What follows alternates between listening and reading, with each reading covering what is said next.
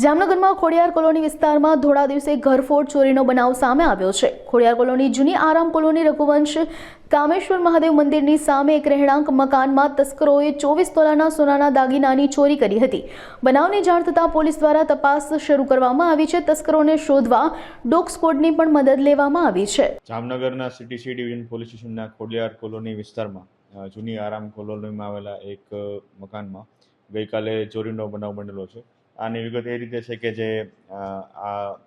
જેનું જ્યાં ભાડેવત છે, મકાનમાં જે રહેતા હતા ભાડેથી, એ ગઈકાલે બપોરના સમયે મકાન ખાલી હોય અને મકાનને તાળું હોય તો કોઈ અજાણ્યા ઇસમ દ્વારા મકાનના પાછલા દરવાજેથી દરવાજો નીચેના ભાગેથી તોડી અને દરવાજો ખોલી અને ત્યાંથી ઘરમાં પ્રવેશ કરી અને અલગ અલગ બેડરૂમ તેમજ અન્ય રૂમોમાં આવેલા કબાટોમાંથી જેટલા પણ સોનાના ચાંદીના અને જે દાગીના છે એ ચોરી કરવામાં આવેલા છે।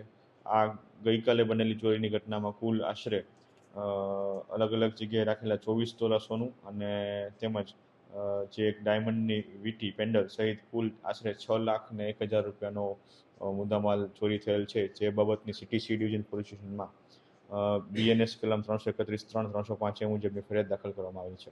ગઈકાલે બપોરના સમયની આ ચોરી છે, આશરે 1 થી 2 વાગ્યા આસપાસની આ બનાવ બનેલો છે અને આમાં સાથે કેટલા લોકો, એક ચોર, બે ચોર કે એની સાથે બીજા મદદગારીમાં કેટલા માણસો હતા તે બાબતની તપાસ ચાલુ છે।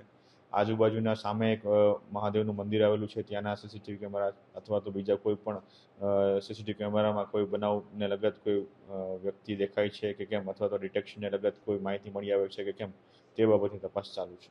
યસ, એમાં જે આપણે FSLની ટીમ હોય છે એની મદદ લેવામાં આવે છે, જેના દ્વારા આપણને ફિંગરપ્રિન્ટ્સ અથવા તો બીજી કોઈ બનાવ સ્થળેથી માહિતી મળે છે કે કેમ, તેમજ ડોગ સ્ક્વોડ દ્વારા કોઈ સ્મેલના ટ્રેસીસ મળે છે કે કેમ, તે બાબતની તપાસ ચાલુ છે।